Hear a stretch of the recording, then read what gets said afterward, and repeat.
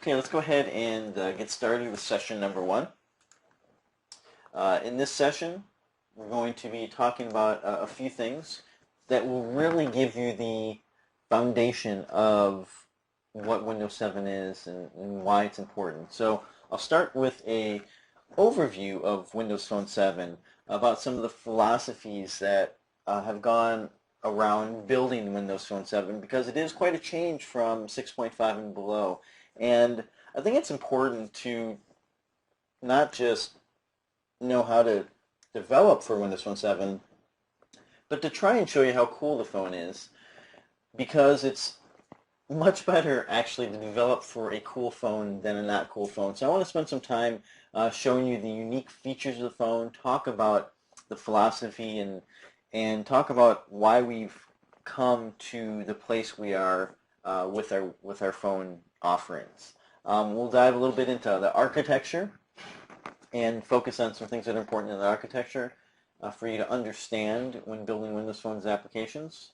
We'll hit the hardware foundation, and this is a big part of Windows Phone 7 and why it's going to be successful and how it differentiates our current 6.5 and below stuff from 7. We will then go ahead and take a look around the phone, meaning we'll dive into development. We'll walk you around starting an application, what you expect to see, the files that are in there. And then at the end, after the code, looking at the code, we'll go ahead and give you a little bit of an overview of Marketplace, so you have an understanding of what that process is. Okay, the first thing is Windows Phone 7 is a different kind of phone designed for life in motion. And what is meant by that is something that's very simple. I've had phones for a long time, and one of the things that you will notice from this phone is, as opposed to 6.5 and before, although 6.5 changed the paradigm slightly, our previous phones were essentially PCs on a phone. You had the start button, you had the folder concept, and it was sometimes difficult to navigate around. This phone allows you to really know where everything is. It's very intuitive, and the philosophy has changed around how it is used. And what I like to talk about is the fact that we are not new to phone. We've been in the phone game for a long, long time. And what we've done with Windows Phone 7 is we've taken all the knowledge we've learned from the past. We've combined it with what the consumer is looking for in a phone at present. We've melded those two together, and then on top of that, we have some really unique things that you cannot find in other phones. And so let's go ahead and talk about those a little bit. The first thing as we enter in here I want to talk about is the design theme that's codenamed Metro. And this is really important because phones are small devices, and the Metro design theme, or codename Metro, is based on street signs. And if you think about street signs, they've been around for hundreds and hundreds of years. They're very clear in their intent. The fonts are very crisp. They're very easy to read.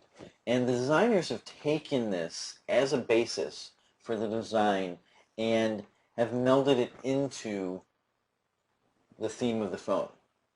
This is not only important for the phone itself, but as developers, if you're not a designer, out of the box, you are able to get the Metro design theme in your application because it's built into the pages and it's built into the controls. So you have this nice, fluid, clear, and crisp application out of the box, and that's the Metro design theme.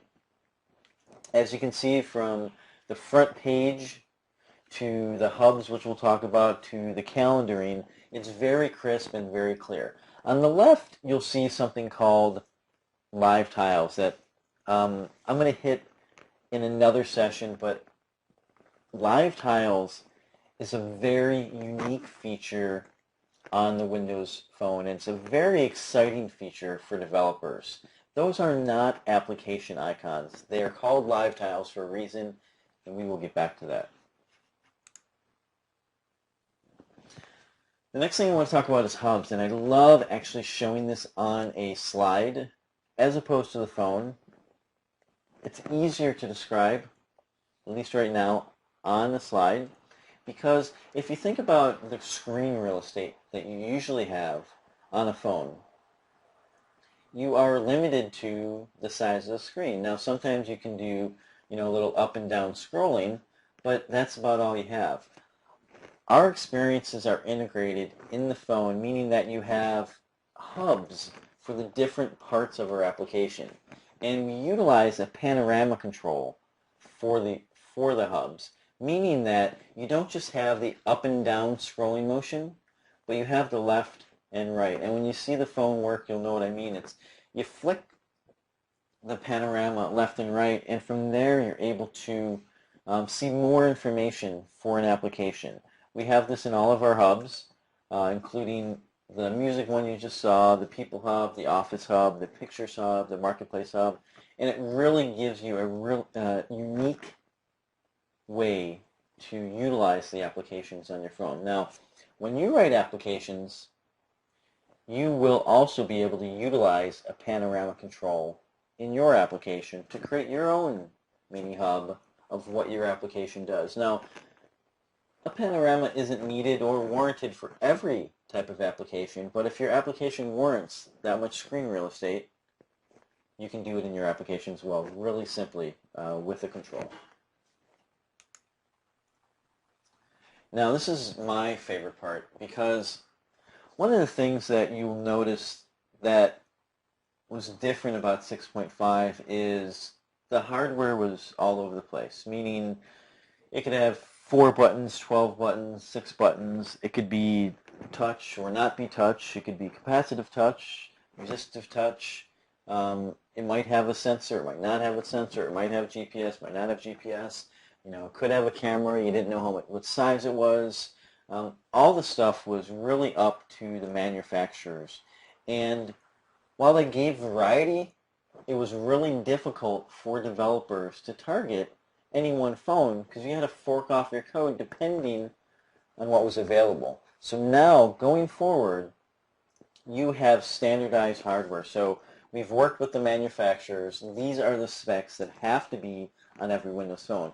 And what this gives you is, one of the things you'll notice in the past is, maybe as developers you know that we have Windows phones. But for the general public, for the general users, you'll never hear them say, "Oh, I like your Windows phone." It was either, "I like your HTC Touch Pro 2," or "I like your Samsung," or "I like your," whatever the manufacturer was. They really didn't even know it was a Windows phone.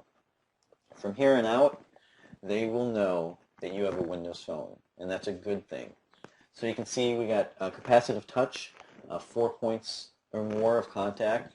Applications might not necessarily need or utilize all 4 points, but for the XNA games, absolutely. Sensors, which we'll talk about in more detail, an AGPS, accelerometer, compass, light, and proximity. It's got to have a 5 megapixel camera at least, with a flash required, and the camera button is required as well. Now, the camera in this is not only of good quality, but the features they put around the camera are extraordinary, and I'll try and show you later. We got multimedia, the memory, GPU, 1 gigahertz processor at least, and then finally a couple things that will work with the aesthetics more than the other is the screens. Every screen out of the box will be an 800 by 480 resolution.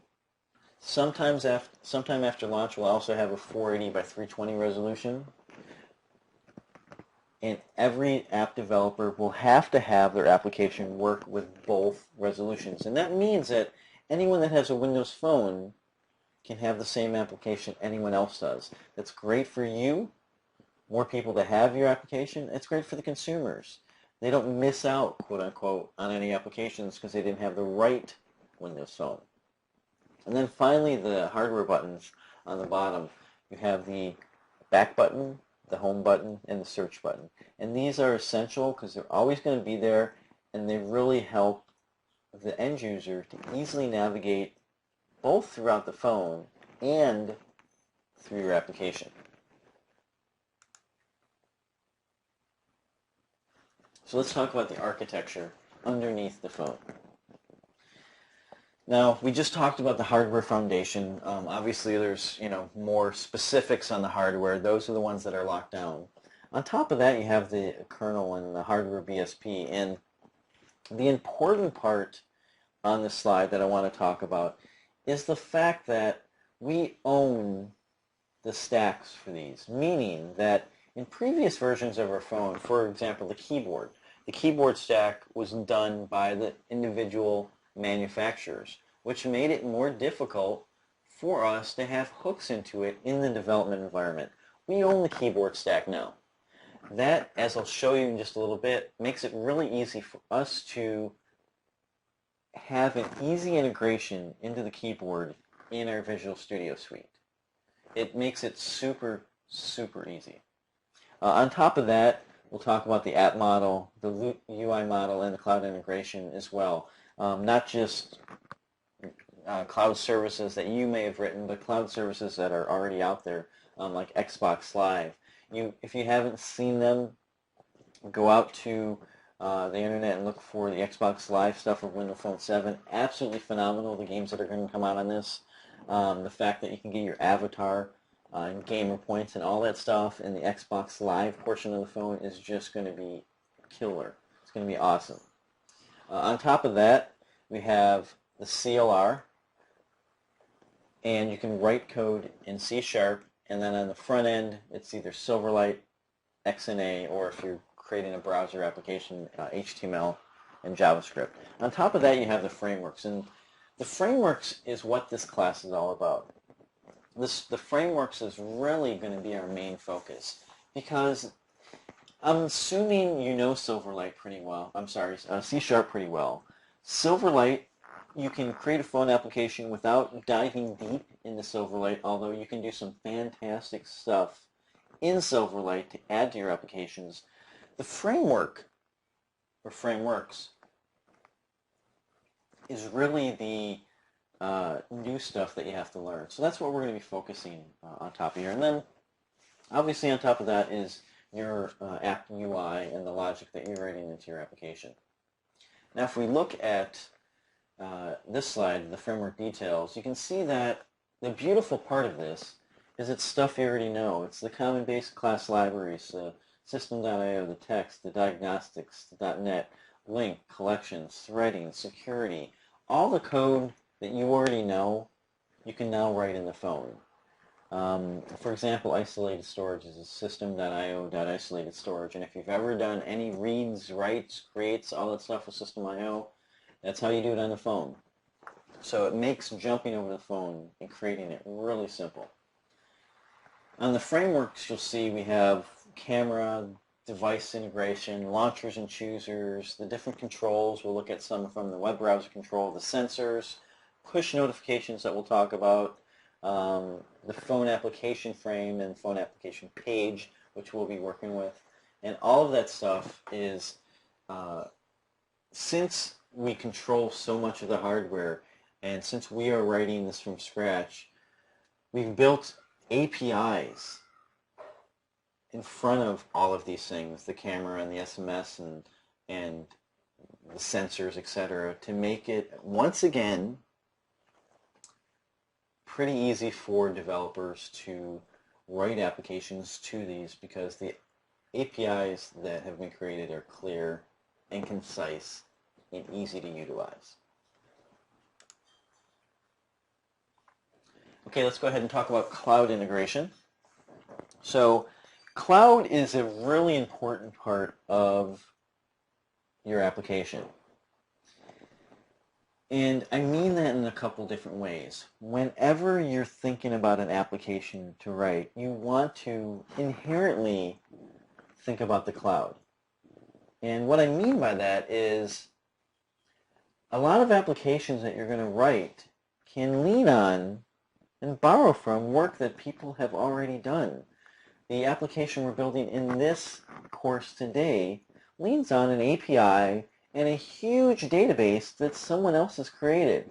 We're basically creating a front end to be able to serve that information to the phone. And most very successful phone applications today utilize that same structure. So obviously any Twitter app utilizes the Twitter API to just be able to post and retrieve stuff from Twitter. Other, successful applications utilize APIs to grab information from existing sources and allow you to utilize them on your phone. So whenever you're creating your app, make sure you think cloud first. Now, in addition to that, there's, like I said, existing web services and Flickr and Hulu and FeedBurner, Facebook, etc. But integrated also in the phone are Microsoft services, from the location service, which we'll talk about in depth, the phone Windows Phone notification service, or the push service, which we'll talk about, Windows Live integration, Bing integration, Xbox Live integration. All that is built into the phone, and it makes it a really great experience for both consumer and the developer. For those of you that have never built a phone app before, or a Silverlight app before, the UI model is very familiar, or should be familiar to you if you've ever written a web application. So the phone application is very similar to a web application. The shell frame, which you don't even really need to know about at the base level, is like a web browser. Your pages go back and forth within this shell frame, and you navigate from one to another just like a web browser. You'll see that we can pass query strings as well to handle passing simple data back and forth. You have sessions and backstack, which we will talk about because there's some certain stuff we need to understand as far as tombstoning and how that works. But it's very similar to history and tabs in a web application. So the UI model and how you build the application, if you've ever done a web application, will be really familiar to you. Okay, let's go ahead and talk about parts of a page.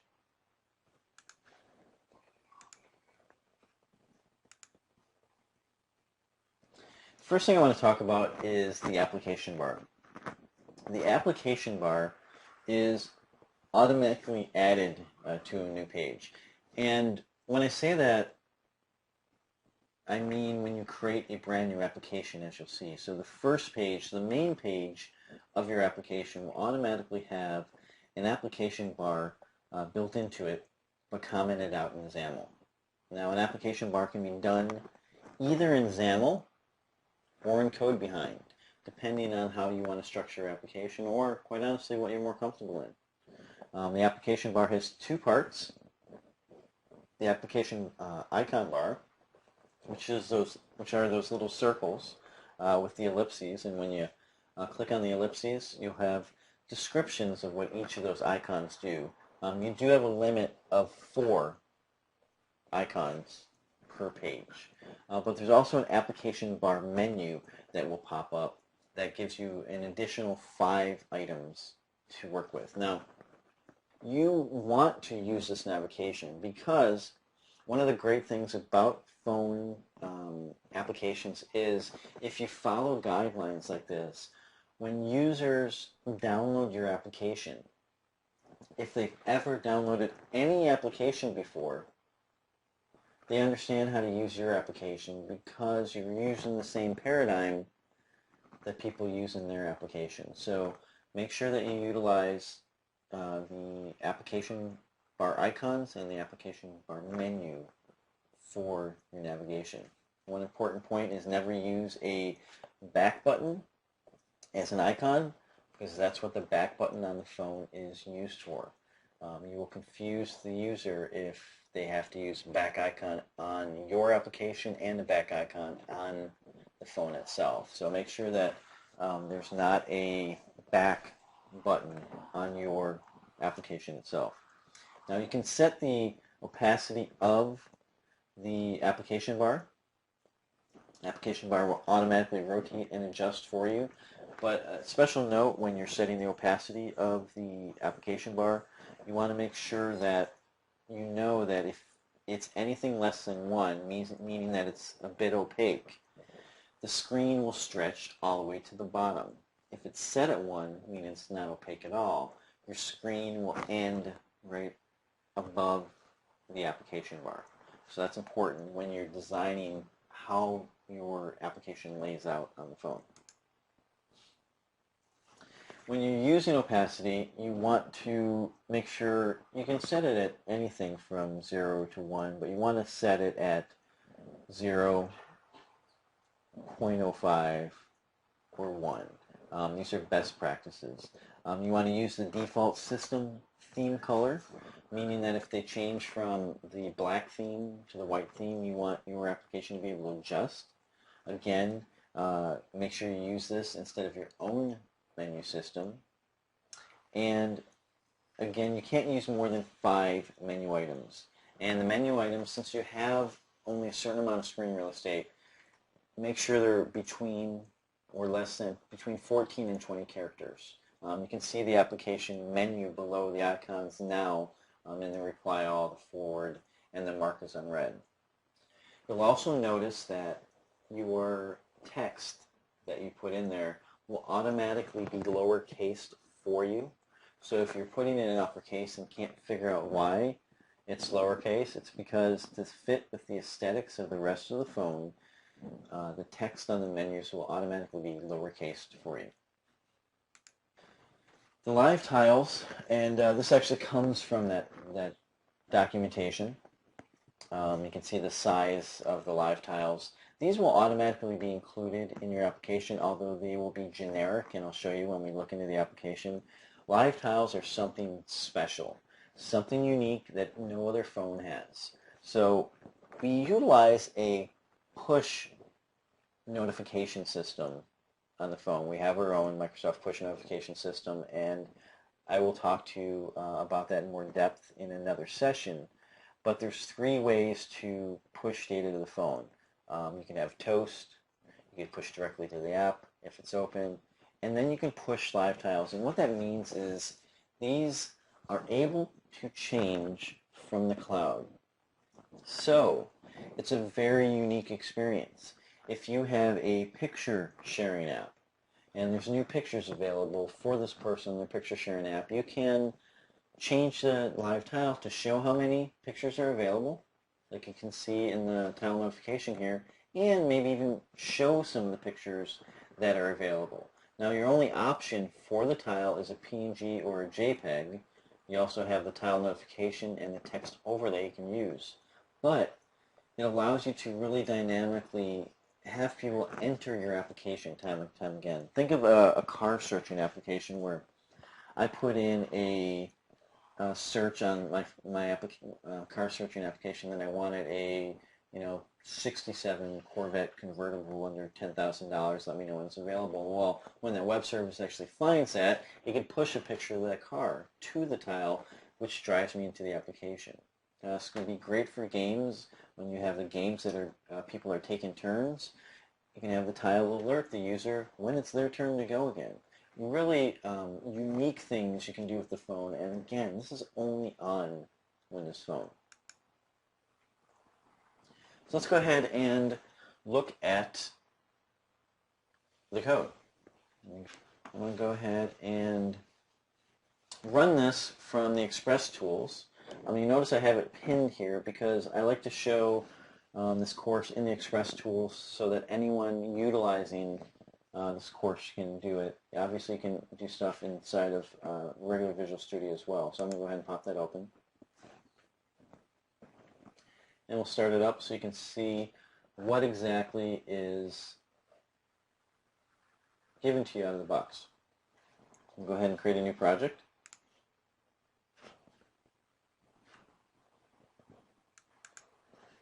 And you can see we have 3 options for phone applications. So the first one's actually just a class library. The second one is a Windows Phone list application.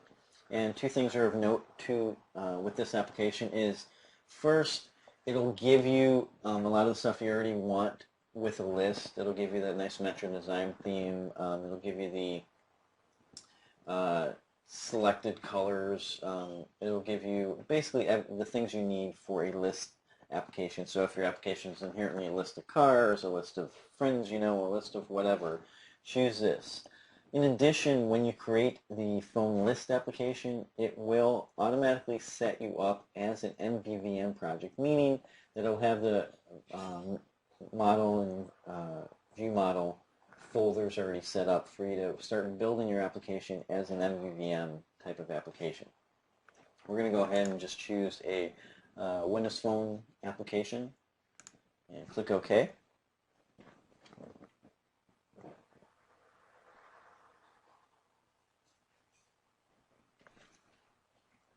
And let's look at what it gives you. On the left-hand side, you'll see a visual representation of the phone itself. Go ahead and minimize this so we can see the whole thing. Right here, we will see the XAML. And I'm going to talk briefly about XAML for those that have never touched Silverlight before. If you thought Silverlight was only for designers and you didn't want to touch it, you were afraid to go in the water, don't. While there are some difficulties you can come across with XAML and or challenges, I should say, with utilizing it in different projects to do animations and rotations and storyboards and all that stuff, out of the box, and what we're going to do today, think of this just like HTML. Think of the grid as an HTML table, and then we're working with rows and columns. You'll see that we can easily drag and drop Windows Phone controls onto the surface and adjust them and change them, some of their properties. And so I don't want to undervalue Silverlight, and some of the people that know Silverlight are probably cringing here. I just don't want anyone that has never worked with XAML and or Silverlight before to be afraid to work with this, because it's really quite simple. At its base level, I should say, it's really quite simple. And then on top of that, it has fantastic power to do some really great stuff that Silverlight does. So we'll be looking in that, and we'll be talking about some specific stuff. So if we look at what comes in the project, the first thing you'll see is we have the main page. So we have both the main page XAML, which you see here, and then obviously the code behind as well. And this will be familiar to you. You have your using statements, your namespace, your class, and your constructor. Nothing new out of the box there. You have a background image. The background image is the PNG of your live tile. Like I said, this one and your application icon are just generic icons, which we will change. And then you have a splash screen image JPEG.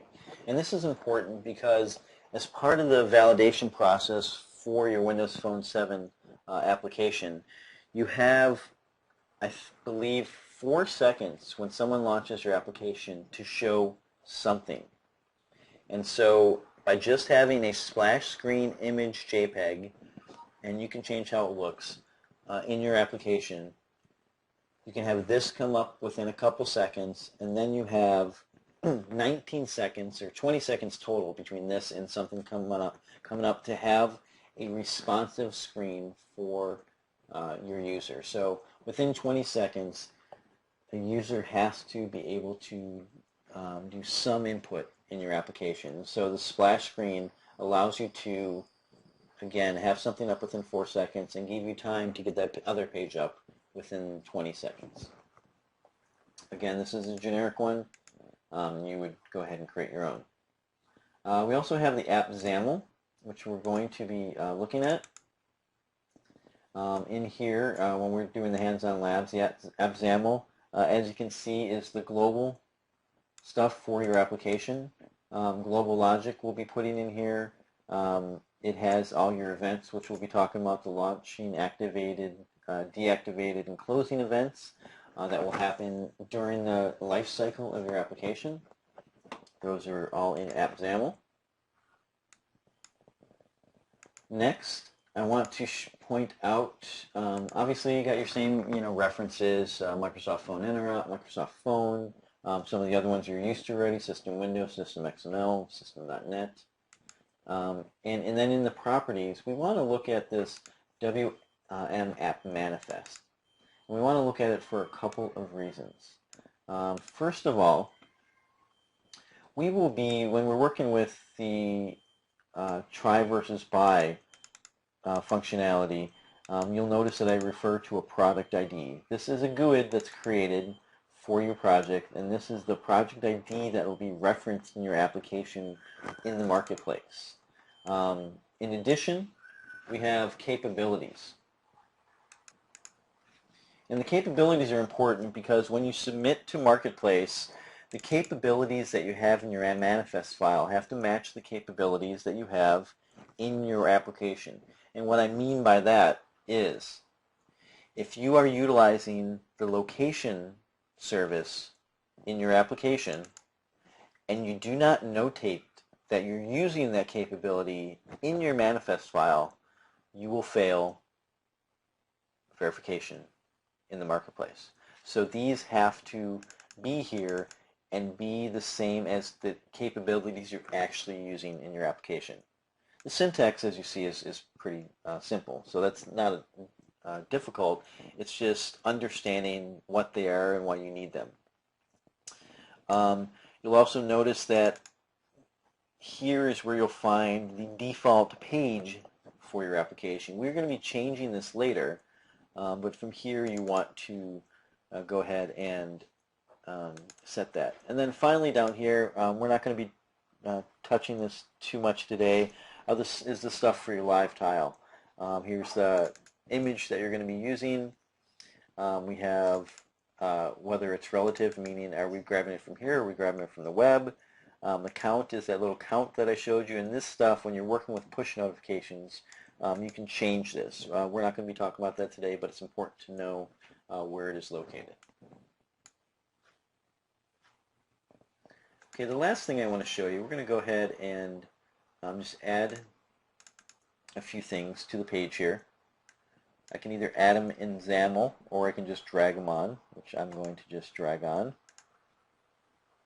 I'm going to drag on a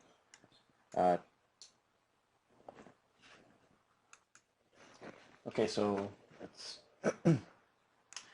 drag a text box. Let's actually drag two on there. Oh, I dragged a text block. So if you've never worked with Silverlight before, you're not going to find a label. You will find a text block on there, and it's got you put stuff in quote-unquote content, and that's because it can be anything from text to images to videos to whatever you want. So that's the text block, but I actually need another text box. And then finally I'll put in a password box and go ahead and run this.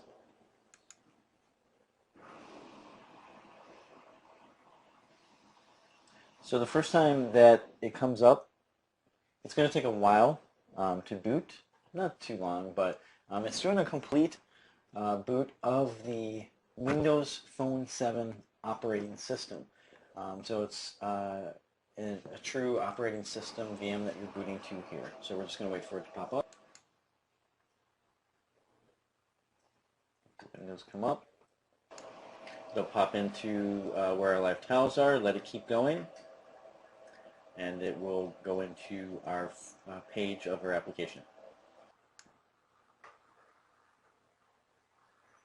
And you saw our splash screen come up for a second. The first thing I want to show you is the text box.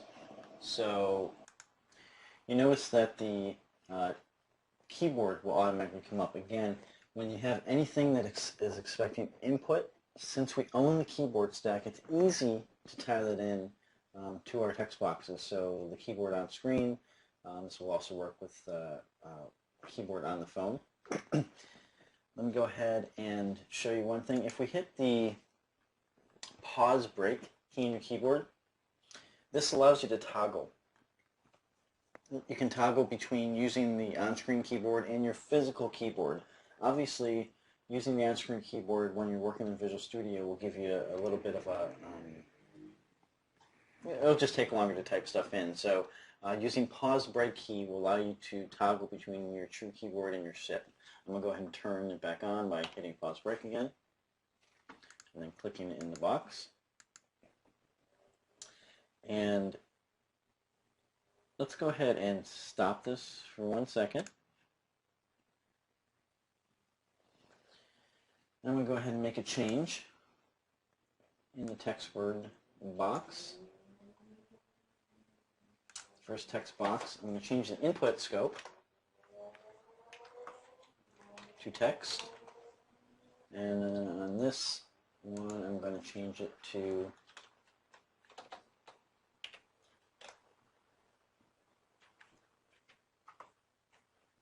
I think, number. Let's do phone, I think. Let's go ahead and run it.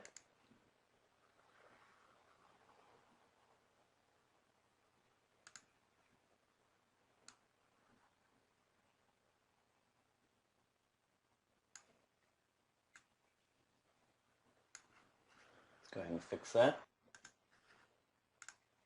I just need a space here. And that's all I was complaining about. I run this, and you'll notice that it comes up much quicker the second time. Now, when I click in the text box, I want you to notice a couple things. First one is that when I click in the text box, you'll notice a little bit of a difference to the keyboard. It's still a QWERTY keyboard, but you'll notice now it has this button. Since I chose the input scope of text, I have two things. One is I have the instant keyboard keystroke of the smiley faces or the emoticons, whatever you want to call them, and I can choose those. If I go back to here, you can see that it also allows me to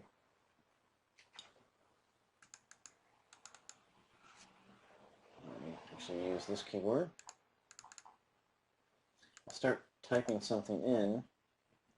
You can see that it will give me hints of the terms that I want. And again, all I did is change the input scope for that. And since we, again, own the keyboard stack, it's easy for us to work this in the Visual Studio. Now, we have ones for, obviously, text. We have ones for number. We have ones for email or web, which has the @ symbol on it and has the .com button on it. So we have specific keyboards for specific situations to make it easier for you to just concentrate on building your application. Okay, let me go ahead and stop this.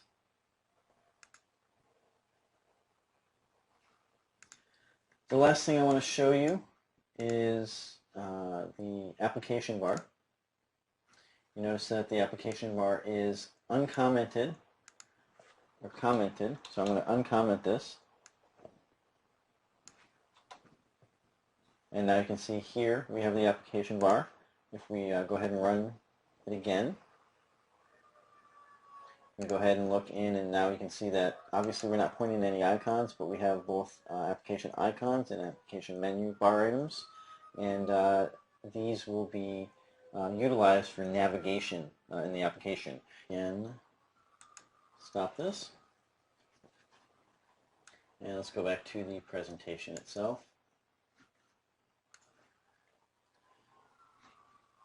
So the end of the session, I'm going to spending a little bit of time on the marketplace. So the marketplace gives you the ability to do a couple things. The marketplace for Windows Phone 7 is the only place that you can have an application. There's not multiple marketplaces. This is one marketplace, and it does a couple things. For one, it makes it so that consumers know exactly where to get your application. They don't go to multiple different places. There's not any cab file downloads and unzipping. It's a nice, seamless, smooth way for your application to work. Two, it allows us to keep quality controls on applications that will be part of the Windows Phone Marketplace. We have some really cool places for discoverability in the application as well. And from a developer standpoint, it turns it so that you can have a trial or a full purchase application as easy as putting a switch in, and I'll show you the code that does that later. So that's the try before you buy part. Buying and downloading content is a breeze because they now have mobile operating billing or credit card, so obviously it's easy for people to buy your application if it just goes on their phone bill. They also have the flexibility of using credit cards, and it's easy to update applications as well. So you will get on your tile, on your main screen for the marketplace, a number representing how many updates you have, and when you go to the marketplace, you can see the updates you have and choose to update them. It is up to the consumer, it is up to the user of the phone to update them, but you can alert them when you have updates. There's three test criteria pillars: technical validation, policy validation, and market validation. For all the policy validation stuff, you want to go to developers.windowsphone.com and read all the policy guidelines that are out there. They are already out there for you. We're going to talk just briefly through the process of building your application and submitting it to Marketplace. So first you go ahead and you build your application using Visualize Studio. When you're done building your application, you're going to go ahead and package it up. It's packaged up as a ZAP file, which is essentially a zip file. A ZAP file is something we use in Silverlight.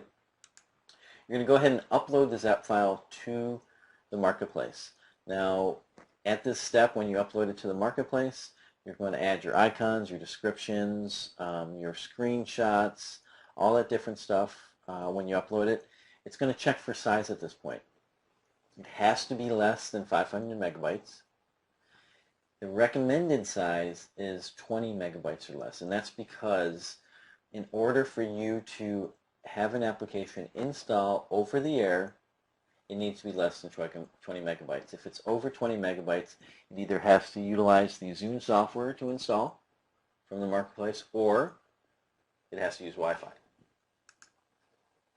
Okay, so from there, it moves on, and we then check your application code, make sure there's no native API calls, check if it's type safe, make sure you didn't leave any debug symbols in there, check for phone capabilities.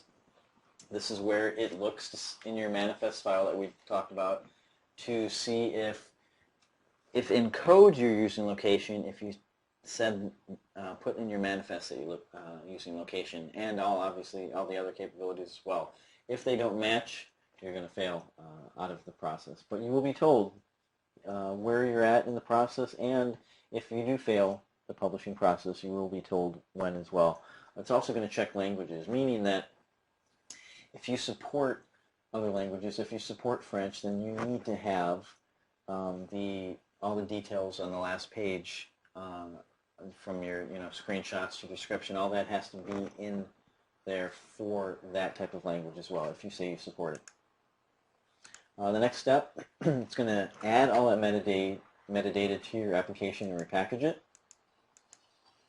We're going to apply some test criteria, meaning we're going to actually see if the application works, right? We're going to make sure it doesn't crash, doesn't hang, make sure it works the way you say it works. We're going to verify that the splash screen comes up in 1 second and then accepts user input in another 19 seconds. We're going to test for malicious code. And one of the things that a single marketplace allows us to do also is protect the user. So if you have an app and there's an app out there that has malicious code in it, we will revoke the license. And when we revoke the license, what happens is if a user then tries to run that app, what will happen is it says this license is no longer valid, and the only option the only option that the user of the application will have is to uninstall the application, and that will protect the end user from any type of malicious code that could make it into the marketplace. And finally, after this whole process, we'll sign Zap and it appears in the marketplace and you're able to get it on the phone. There's obviously minutia that we're not covering here, but this is the process from developing the application to submitting to getting into the marketplace. And the target for this, after you've actually been approved to the marketplace, is from beginning to end about 5 days. Now, one of the things that's important to understand is if you're looking to get a developer phone, you have to be signed up for the marketplace, because the only way to unlock a phone to be able to deploy your applications to is by having a marketplace account. So if you're looking to utilize either in the Load Fests or the different locations that we have phones at to be able to test your real application on, you need to sign up for the marketplace to do that.